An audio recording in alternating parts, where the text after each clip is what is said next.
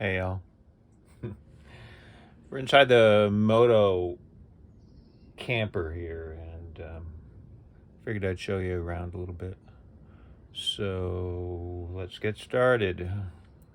Um, First of all, it's like a 20 foot by 8'5", 7,000 pound trailer. It has 4 windows in it, 2 on the left. You can see one back in there, and 2 on the right. One of them's in the doorway, in the door. But we also have this, what do you call that? A magic curtain or something like that? It's like magnetized, so when you open it up, it sticks back together automatically. So that keeps it a little light in here. I also have, let's see, 1, 2, 3, 4, 5 LEDs up mounted on the ceiling, plus this tube device. This is 120 volts. The rest of them are 12. Got a AC unit in the roof, and that is actually controlled by that little device with a numerical display on it. Basically, it's a thermostatic. It works as a thermostatic control, and it controls not only the AC but also that space heater down there in the corner. So basically, in the winter time or in the fall or spring, you can set it to keep the temperature inside above like 70 degrees or something like that, and it works out pretty good like that.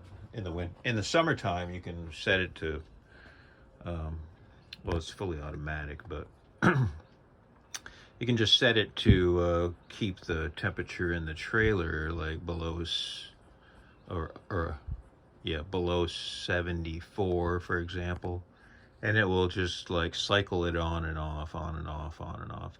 And it has like a short cycle protection for the AC, so it's not going to like ruin the compressor.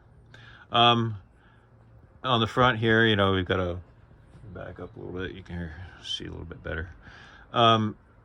Couple cabinets up there, fire extinguisher, paper towels.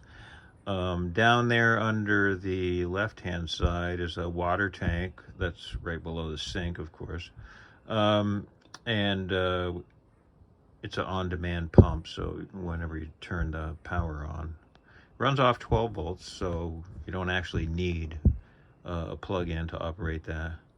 Got these little cabinets down below the countertop, and they're all locking, so they have like latches in them, so they don't fly open when you're traveling.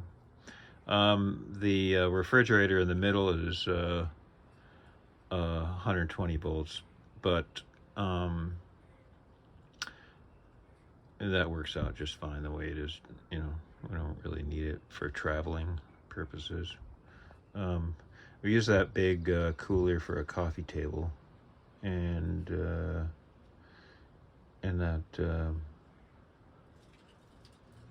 little table underneath that water jug is actually used outdoors, for the camping area. So it has 2 of these sleeper sofa things on them.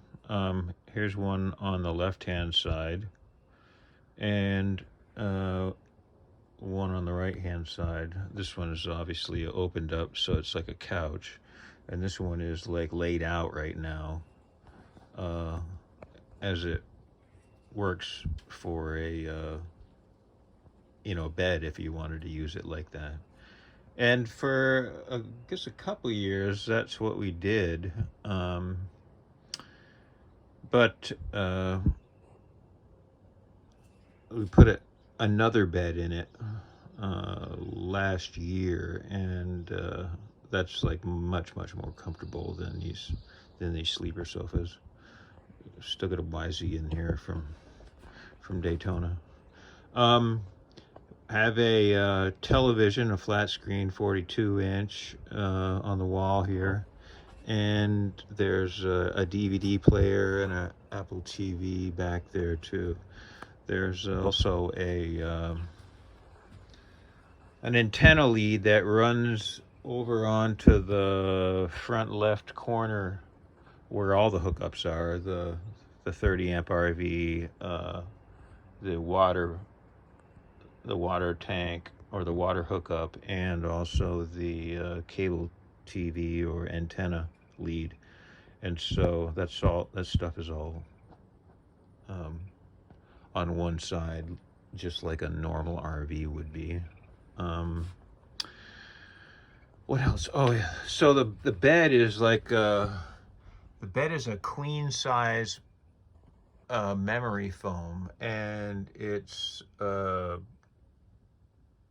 a wooden frame with some steel under supports. If you look at the underneath of it, let's see, there's a light underneath here.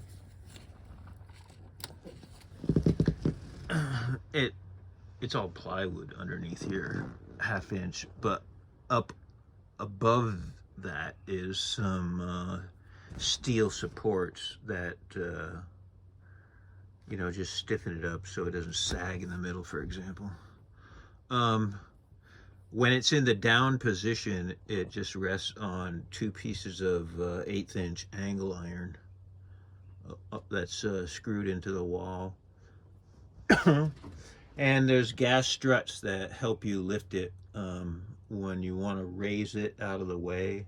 The main reason you want to raise it out of the way is so that you can fit motorcycles underneath it. It's 39 inches above the floor, which is just about right for the YZ, or the rear half of the YZs, to be able to fit. Excuse me. Store a bunch of chairs back here, both regular camp chairs as well as beach chairs. Got a little bicycle, an air tank. There's some motorcycle spares back here. Down underneath this, there's like a big mat, a campsite mat. And back there, where you can't see, there's a gas grill, and there's a propane tank back there in the corner, as well as some trailer spares. If you like freaking blow a bearing or something on the road, at least you won't be totally stranded. Hopefully not, anyway.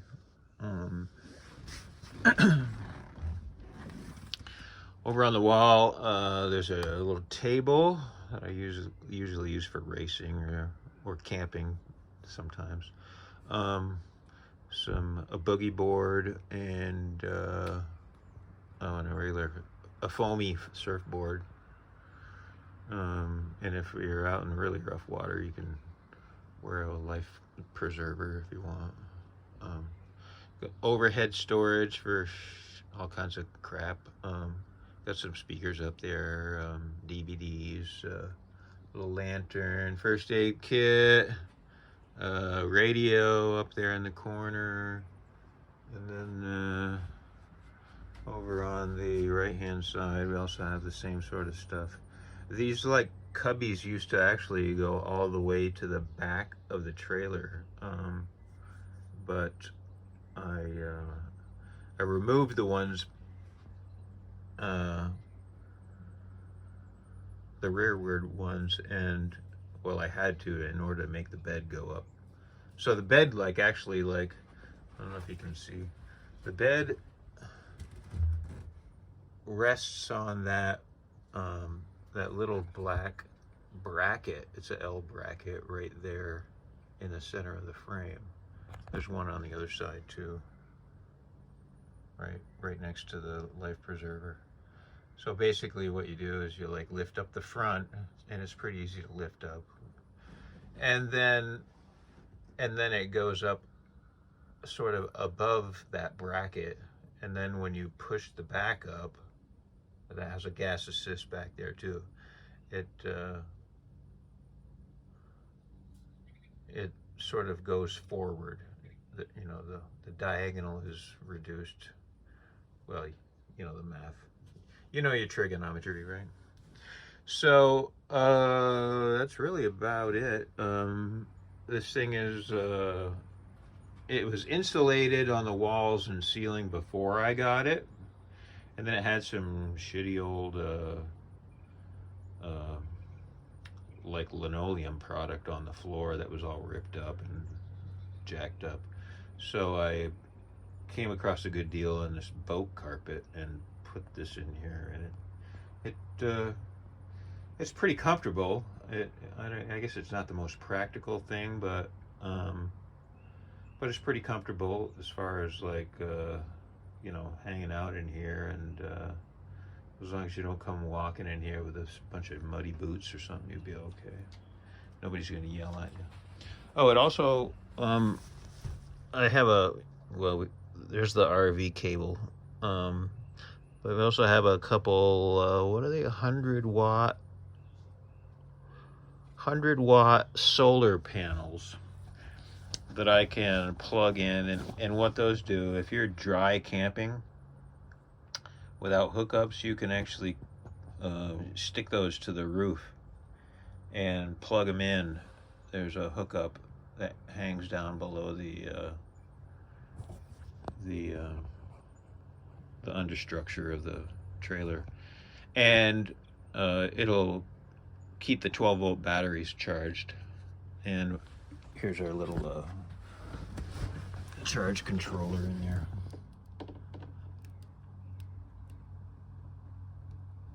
Get some little hookups for charging too. So what else? I think that's about it. It's not the Taj Mahal, but it does the trick, and it's certainly better than camping in a tent, you know.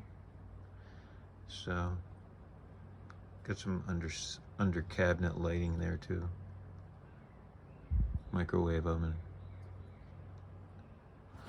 This is the RV electrical panel.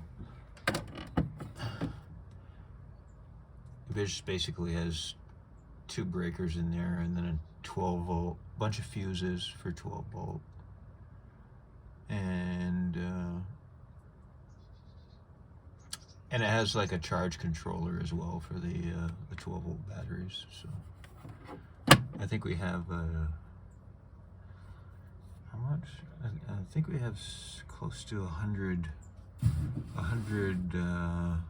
amp hours worth of 12-volt battery, which isn't a hell of a lot in the grand scheme of things, but it does okay. So anyway, hope you enjoyed the tour, and happy camping.